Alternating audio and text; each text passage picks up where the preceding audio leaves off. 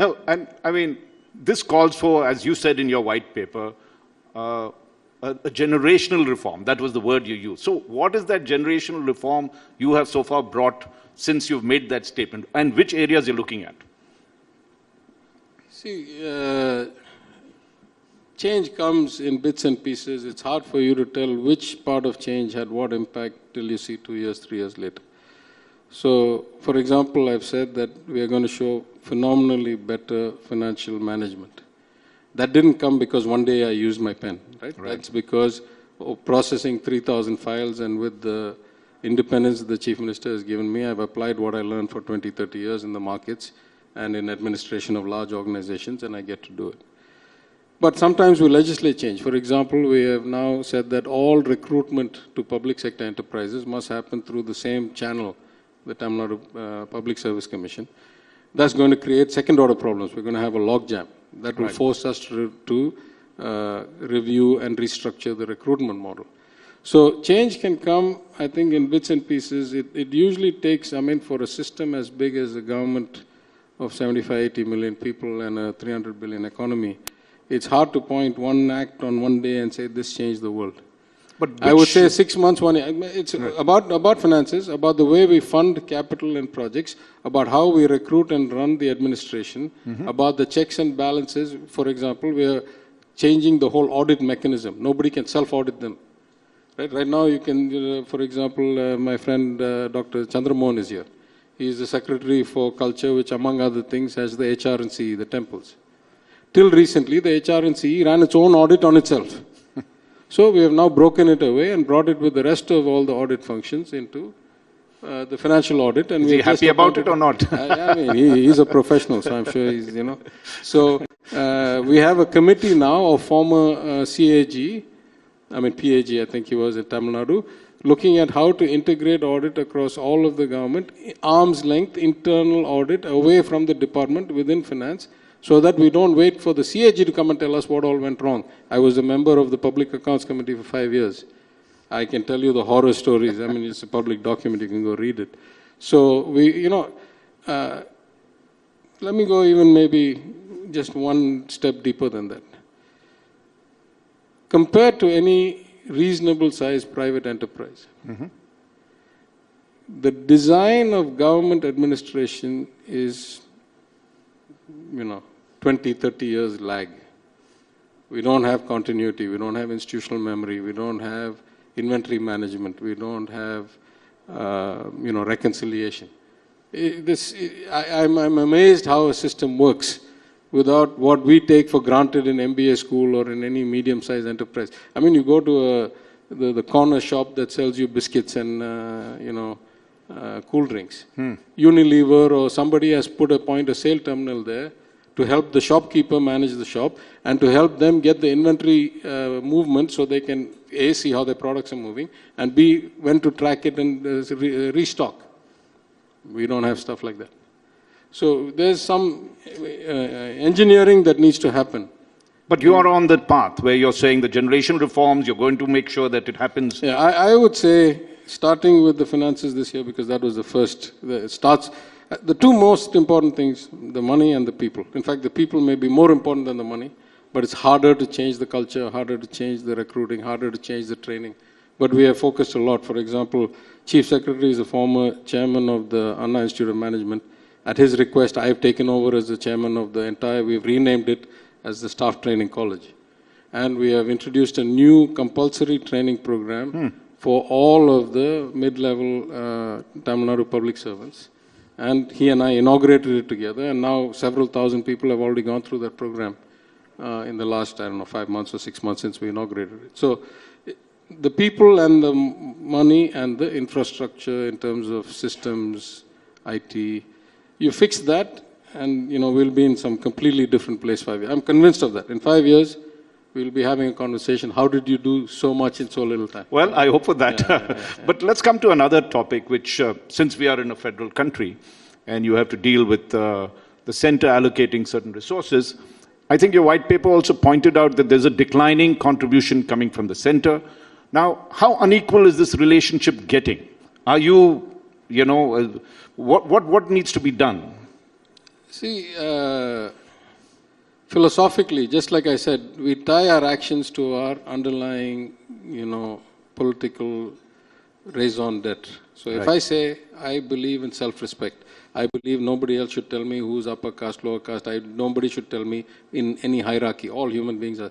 If I start with the notion of self-respect, it doesn't take long for me to go from there to, independence of thought, to self-determination. How does self-determination come? Through self-governance. How do you get self-governance? Through devolution of power and money down to the lowest level of government. In many cases, the panchayat, the town, the city, then to the state.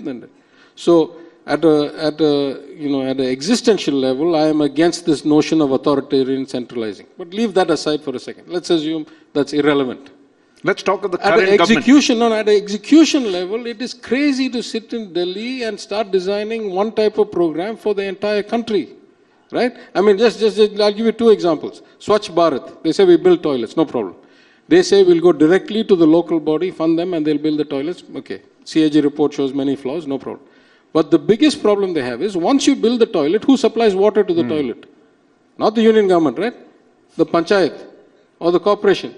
What if there's no water? You have just wasted building all these toilets with no water supply. You can't manage the water supply of every panchayat from Delhi. Right. Let's take the Krishi Kalyan. Again, CAG report. They allocate funds for things like whitewashing and purchase of furniture and this and that. In places like Bihar, the Krishi Kalyan uptake is really, really low. Because where they allocate funds for whitewashing, they don't have a wall, they only have a thatched school. How do you fund it? So the decision should be made by the local people based on what it is. There are like 100 examples. Give us Tamil Nadu examples of how this money coming from the center really doesn't help you. I'll give you three examples. Number one, the proportion of money coming from the center keeps on declining every year because of finance commission after finance commission. Number two, how much of the money comes as share of taxes as opposed to grants and schemes keeps dramatically changing.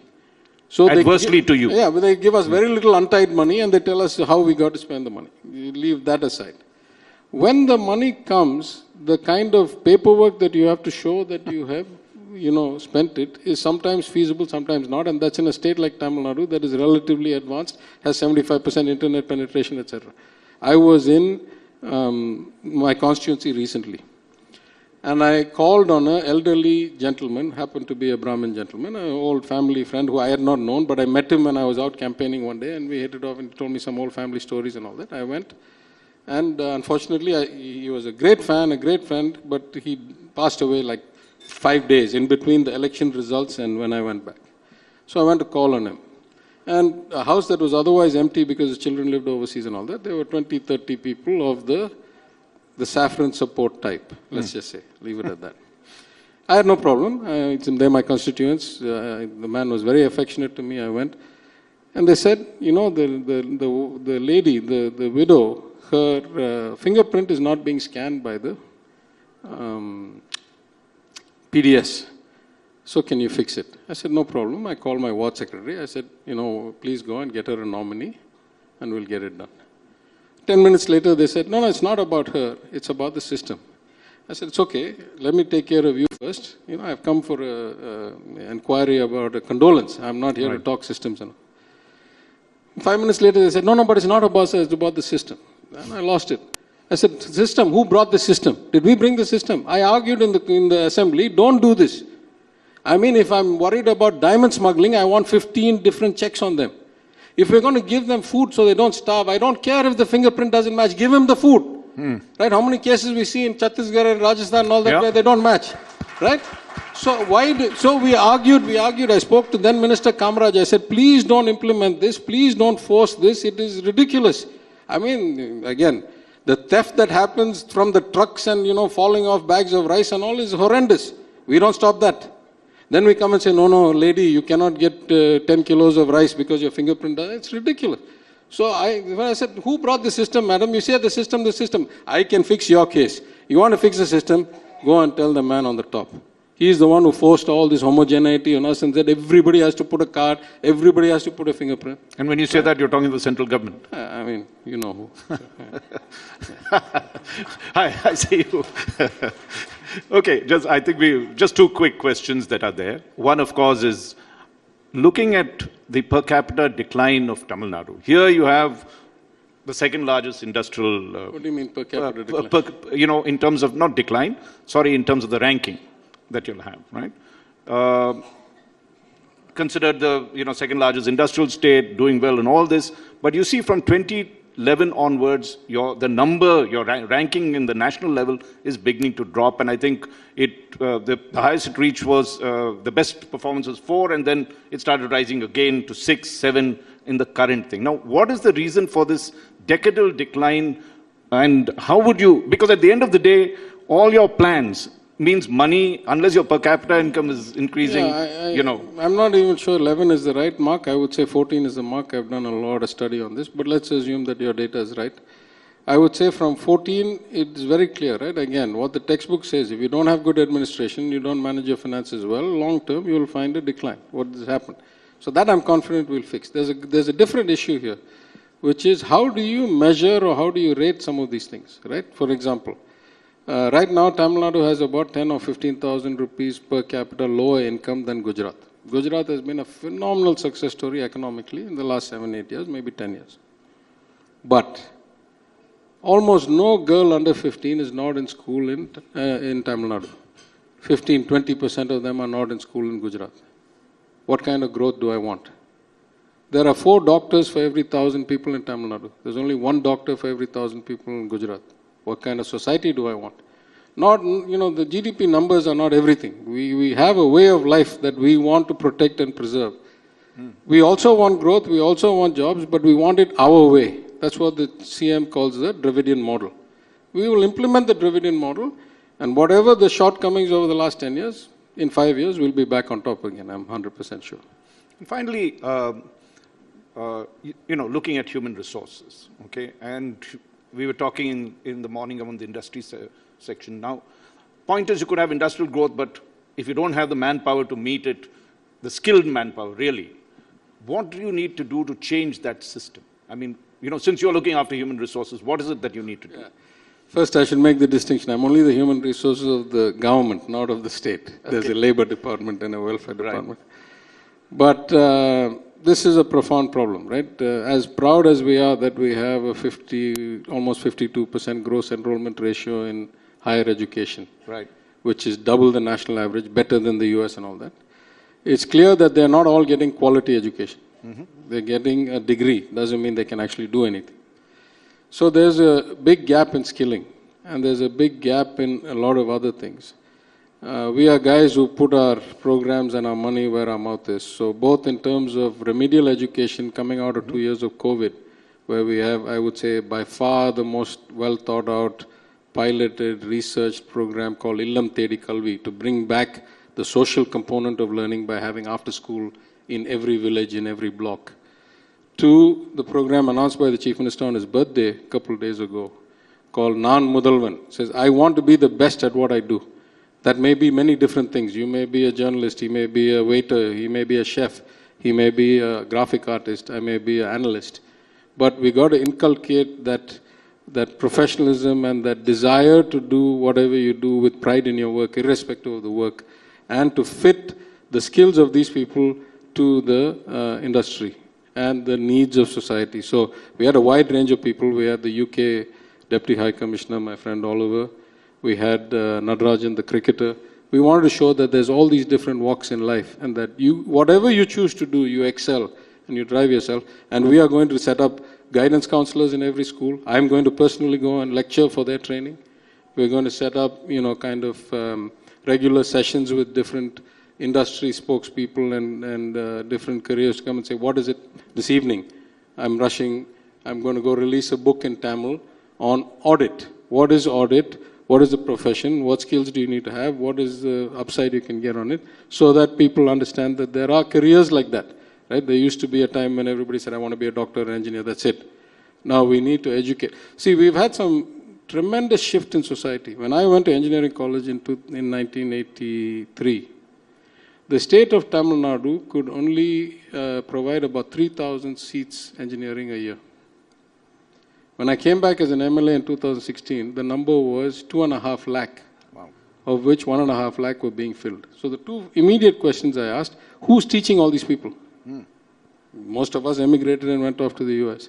Let's say all of us stayed here, there's only 3,000, you got like 80-time increase. Second, who is giving them guidance or career counseling or, why should you be an engineer? How many jobs are there? Is this really a career path that gets you employed? And I could talk about this for a long time because when I was in opposition, when Ms. Jayalalitha was still alive, I raised it in my maiden speech. I said, we have this surge of people going to school, nobody to tell them what to study, what to take a profession. And so you must bring out career guidance, not just for the students, but the parents of these students, because most of these students are first generation students. You and I can, my grandfather went to Oxford, my father was educated. I can go and ask him and he'll tell me what the world is about. If you're a first generation student, who do you go to get advice? Who tells you this is what the world looks like, this is how it fits? So the government needs to step up that kind of work. And to be fair to her, she did it the 1 year before she passed. For the first time, the government of Tamil Nadu brought out a book, what after 10th, what after 12th and all that, then it stopped. Now we're going to ramp that up again. So there's a huge issue that we need to get the kind of skilling to match the demands, not just of the state, let's be very clear. The Chief Minister has said one of his goals when we have the global economic advisors, we have these 5 international advisors. He said, one of my goals is that Tamil Nadu should be seen as the premier source of human resources for the world. Like we want to export people, just like we have historically, great examples around the world. We want to send the best qualified talent around the world. Okay, and finally, since it's Tamil Nadu first, that's the title, and since we are looking at competing with the federal structure that's there, would you rewrite center-state relations? And if you had to do that, what would you do? What would be your...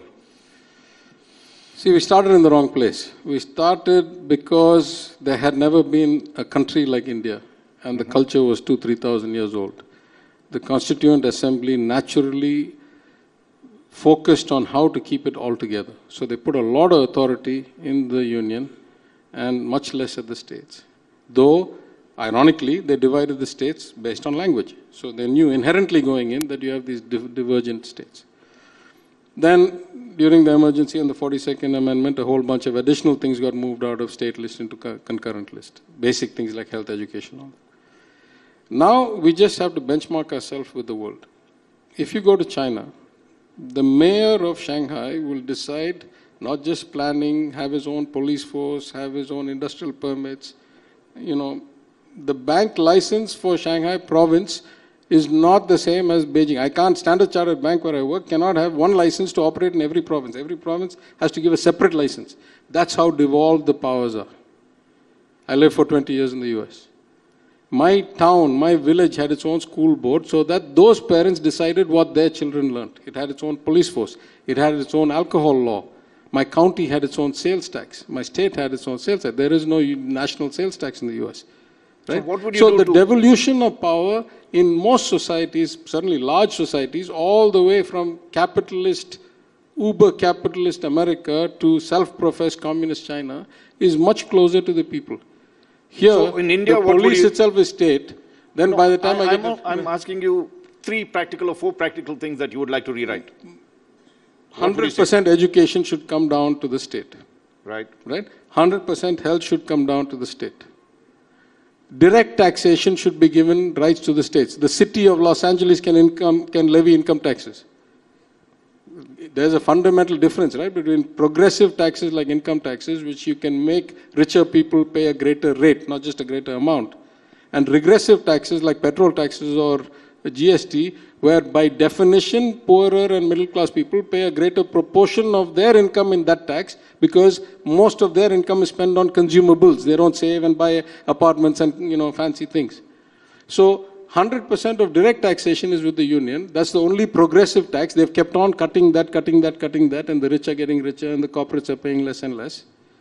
And then indirect taxation, we say, oh, but GST, the neutral rate is 15, 11.5 is the wrong rate. The ratio of direct tax to indirect tax is skewed by more than 10% against direct tax and towards the inherently unfair, regressive indirect tax in the last 7 years. That needs to be fixed. Give us the power. We'll decide. We'll say, if you want to live in Chennai, you have to pay tax. We don't have that right now. We won't charge the poor people. We'll only charge the rich people. But we don't have the power right now. Well, Dr. Thiagarajan, there are a lot of issues that we need to take up, and we've got limited time. We've actually exceeded our time, and we've got our next session. We could have continued this, but thank you very much for this very erudite discussion. Let's give him a very warm round of applause for this. Thank you so much.